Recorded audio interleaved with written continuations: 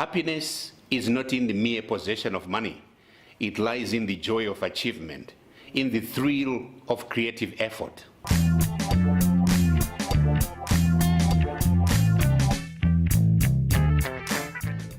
Hi, my friends, wherever you are in whatever part of the world, welcome to another episode of Makamba Life. And today, what a pleasure to have you back. Samke, greetings. Hi, James. Are you well? I'm good, thanks. You remember appearing on this show? Yes, I do. Samke, you're an advocate for financial inclusion, especially for those that have been excluded historically. Why is this a passion? Well, it's a passion because financial inclusion is one of the key tools to alleviating poverty, to spreading wealth, and I guess to also sort of igniting our economy. The more people you have that can access financial systems, can access capital, the more people you have that can take up entrepreneurial ventures, start businesses that hire people, reduce our unemployment rate. The list is endless. Okay, and you have deliberately targeted women. Why not men? Not deliberately, you know. A lot of people keep saying that, and it's not true.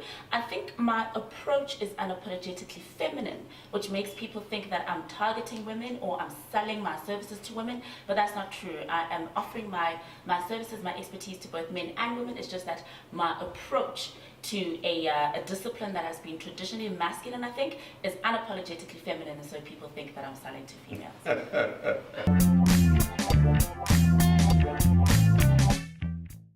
So how can African women be effectively included in the financial sector, both as customers, but also as active agents in the business of providing financial services? So I think as customers, we need to look at the different cultures and traditions that continue to exist across our continent, where women don't typically make the financial decisions in the home. Now, some statistics will tell you that women make the majority of the decisions in the home in terms of the buying decisions, but those are your day-to-day financial decisions like your groceries, etc. They don't tend to be the ones making the decisions in terms of asset acquisition, so buying of land, buying of homes. In some regions on the continent, women actually cannot own land, so much so that a married woman, if she loses her husband due to death or divorce, she'll be kicked off the property. She won't have any assets. So I think in terms of increasing inclusion as customers, we need to look at our cultures that continue to exist on the continent. Now, in terms of increasing women participation, in terms of them being agents of financial inclusion or them being included in the decision making in the financial sector, we know that in South Africa, for instance, we still haven't attained the transformation we wanted to see in terms of the Financial Services Charter. So although we see a lot of women still sitting in junior and middle management, we still haven't penetrated the executive management arena, and we need to see more of that. I was recently in Nigeria where a number of women head up the financial services industry in terms of banks. The new appointed or nominated deputy governor, a lady by the name of Aisha Ahmed, female, and she's already getting a lot of flack for being A, young, and B, female. So we are seeing a little bit of pushback from the males that are in the industry, from the traditional way the industry has worked. But if we have more females going into those positions of leadership, and more females actually advancing other females and other women to come up in those positions, we'll start to see transformation. Transformation is not only the responsibility of males in the industry, but of us females as well. You were in Tanzania also recently. Do you see Tanzania, or for that matter the rest of Africa, achieving its Agenda 2030 targets in the financial sector? I think we're far off it. I think Why? we can all agree. I mean, if you look at the 2020 goals... Don't bash us too much. No. I'm not bashing you as males. I'm bashing us as society and us as people in the industry that can actually do something about achieving transformation there. What is interesting about Tanzania is that there is the Women's Development Bank of Tanzania, actually headed up by one of my good friends, Japheth Justin, and one of his agendas... A male, correct. Okay. But we do need males to advance the female agenda. The female agenda is one of equality, not one of advancing one agenda over another, not one of excluding males, but it's one of creating equality. So I know that the agenda of that bank is to increase female participation in financial services products, knowledge, etc. So maybe he's someone you should be having on your show soon. Wow. You left quite a prestigious, if I may say, financial services institution to start your own financial wellness consultancy. The wellness, can you just explain that? So wellness looks at your financial behavior, your financial profile holistically. Now, finance is a numerical discipline, a scientific discipline. However, as human beings, we make those decisions emotionally. We don't make them rationally. So the reason why I decided to leave the bank and go to start something that allows me to look at an individual holistically is because I could look behind the reasons for your financial behavior. Why are you spending the way you do? Why do you have the outlook you do on finances? Are you spending because you're trying to prove a point to someone maybe?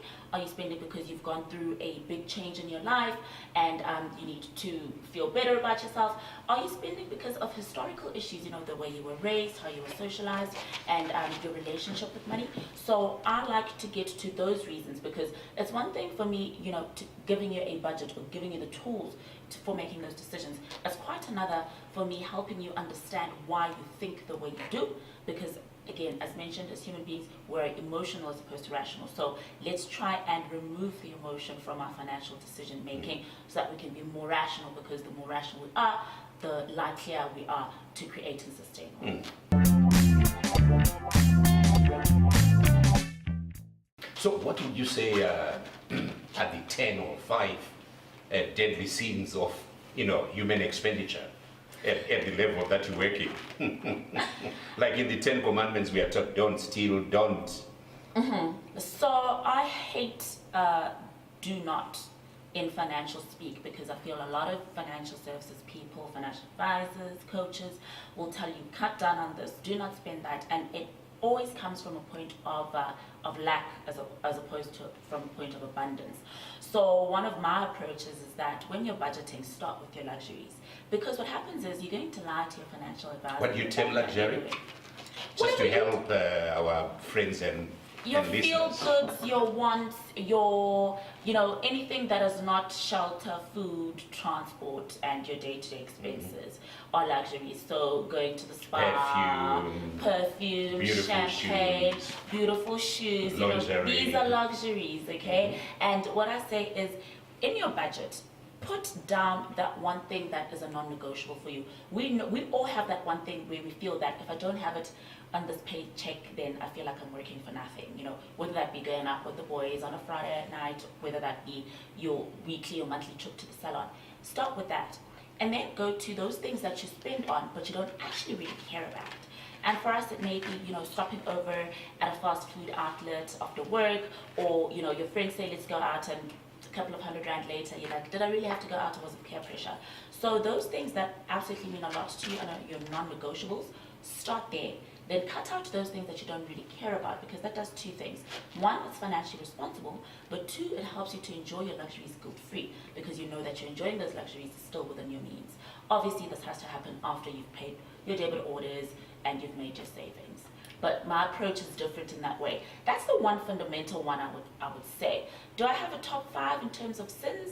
Lifestyle is definitely a sin. Being afraid of our bank statements. We are so scared to look at how we've spent our money, but if you don't know where you spent your money, you won't know how to direct your funds, right? So every one of us should do an analysis of our bank statements? Correct. And many bank accounts now have digital tools that will actually help you and aggregate where your spend goes, so it's going towards food, entertainment, accommodation, etc. Give the percentages too. The percentages, we should definitely be looking at that. 27.4 is I always confuse 27.4 and 22.7, but I think it's one of the two. Google 22.7 and 27.4. One of those has a tool that links up to your bank accounts and helps you to aggregate your spend across different bank accounts, different bank products, to see where your money is going. Definitely use that. Number three, not planning ahead. So it's December season, January's coming up.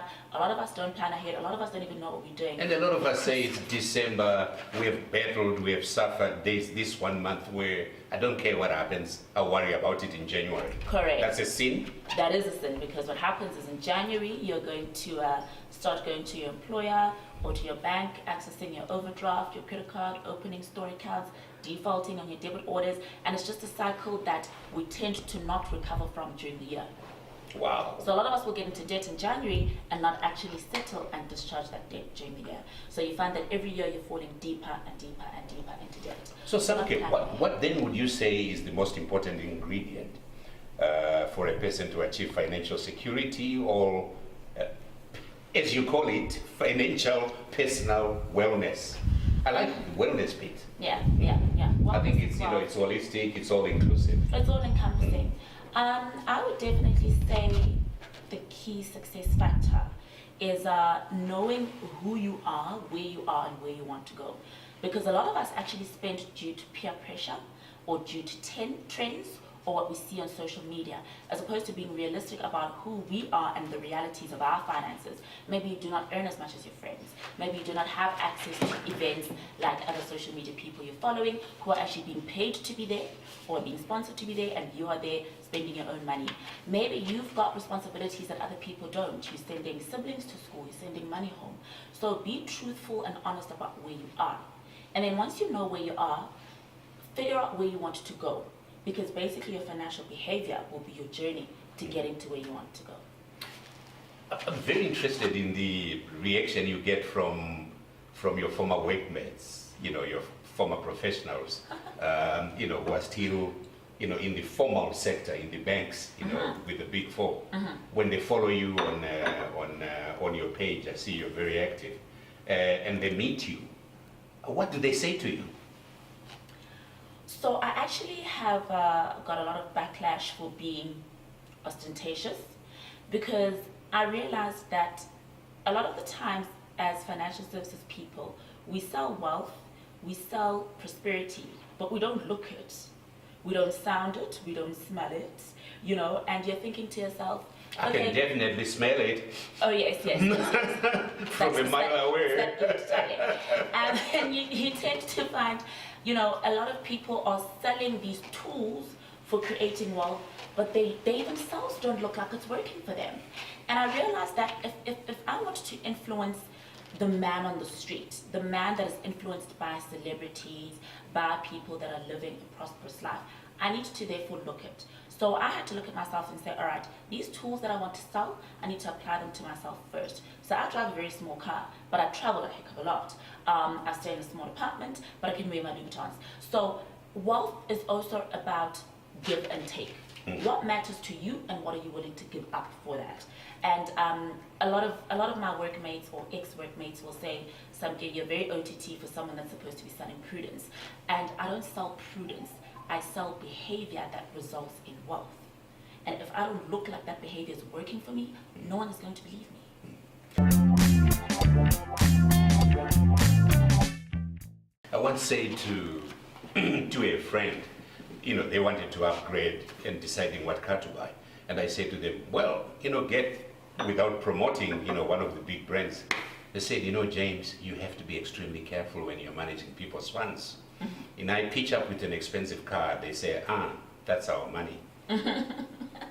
What's your message to clients, or to the banker, who is inhibited by that?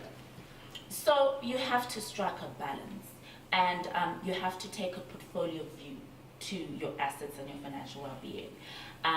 For instance, you cannot be in an economy like the one we're seeing now, where we've got rising interest rates, you've got our country being downgraded, and we stand to be downgraded again by Moody's.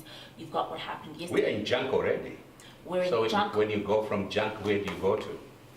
Zero junk, below junk. No. We've only been rated junk status by Standard & Poor's and Fitch. Now, for us to be removed from the World Global Bond Index, we need to be graded junk status on our local currency debt by Standard & Poor's and Moody's.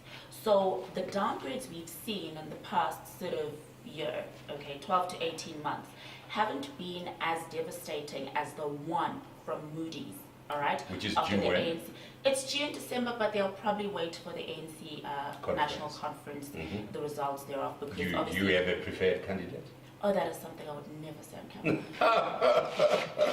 You're not brave enough. It's not about bravery. Samke, they're all things we wish our mums, our dads, it's depending on your upbringing. We're all brought up by different people. What is it that you wish your mum or your dad or your family had taught you, growing up? When I say you, what do your clients say? There must be a commonality when it comes to finance, because it's a new subject to us as a people. What do they say? I wish my parents had taught us the following. And when? So that's very easy to answer, because it's a practice adopted by the wealthy, actually. See, a lot of people wish that their parents had included them in their day-to-day financial decisions. Now, I was raised by my gran in KwaZulu-Natal, and she made miracles every month on her salary.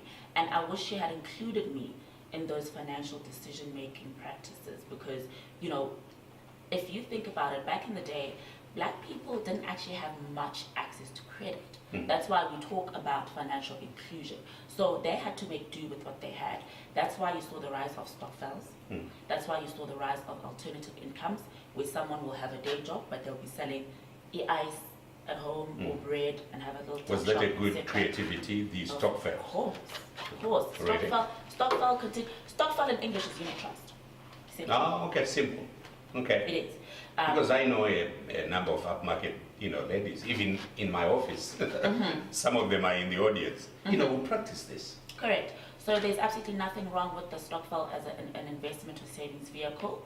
Where the stokvel can be improved upon is the type of investment that those funds sit in. Most of the funds in a stokvel tend to sit in sort of savings products or just in a bank account, not earning a lot of money. Now, one of the things financial inclusion also aims to do is that not just you getting a bank account or entering the banking system, but you're actually now participating in more sophisticated instruments. So you should be having stokvels that hold unit trusts, shares, property. That is the aim of financial inclusion. So I fully back stokvels as an investment instrument, and I wish, and this is something that people can do now, start including your children now in your financial decision making. And also, instead of giving children like money ad hoc, give them a monthly allowance, and in that monthly allowance, teach them to budget, teach them that a percentage should be saved, a percentage can be spent, percentage should be invested, and also as soon as possible open up a bank account for your young one and let them manage it. That is a tool that would actually contribute to them being wealthy in future more than even the type or quality of education you give them, some would argue. Do you feel that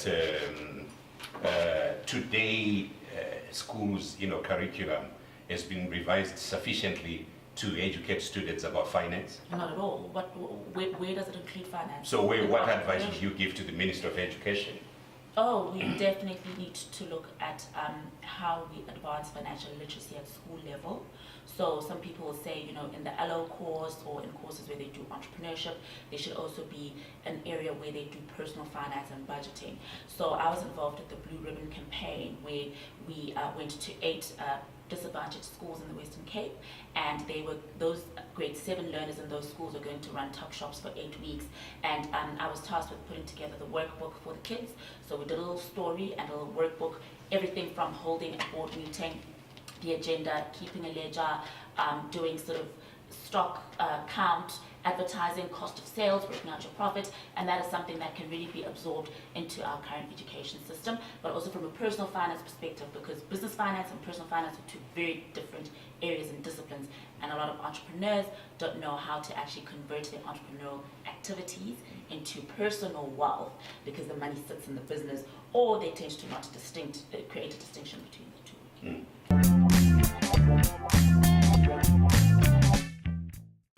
So, there are debt management companies which arise mainly out of a lot of us viewing credit cards as an extension of our salaries. Then we get into trouble, and fortunately there are companies who take over your debts, restructure your finances, and say, okay, here you are, you start again.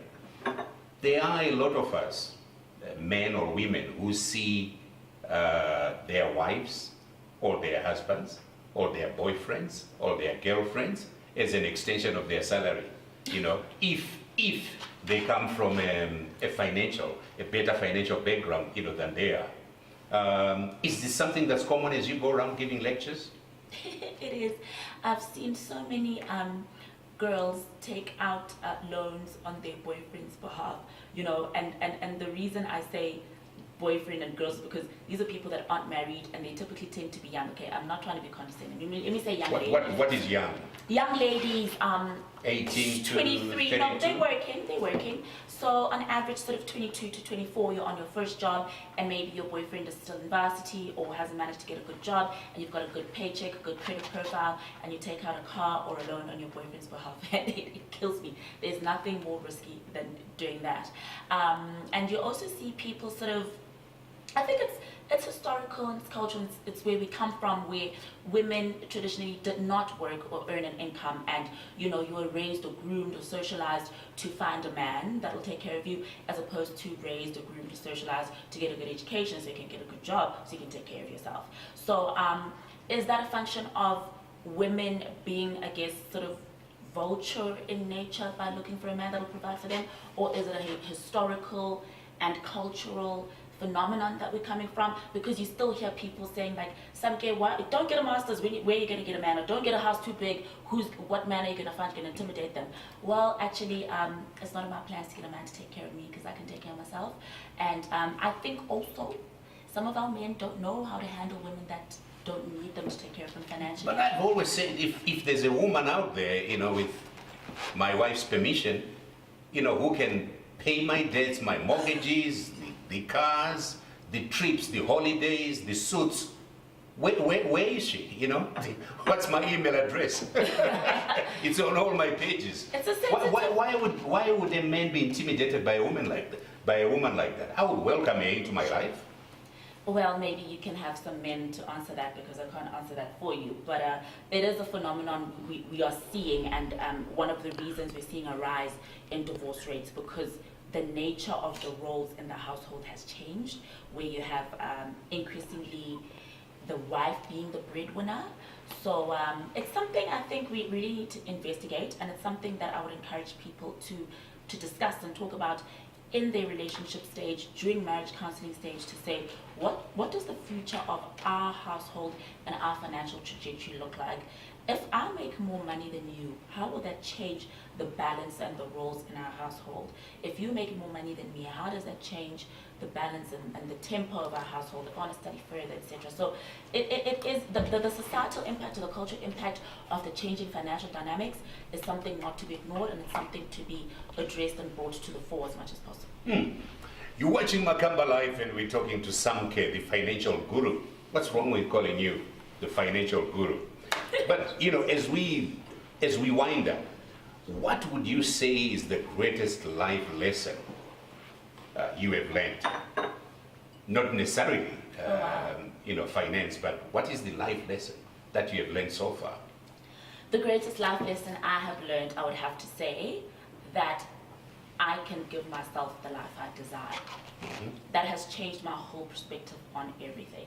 You know, once you walk around with that belief that actually the universe is conspiring for me, and that every chance I take will likely work, and that the life I desire I will give myself, it changes your whole outlook, especially as an entrepreneur. You know, you go in bolder, you can be a little bit cheeky, you know, you can be a little bit more demanding in terms of what you believe is fair reward for your efforts and what you bring to the table.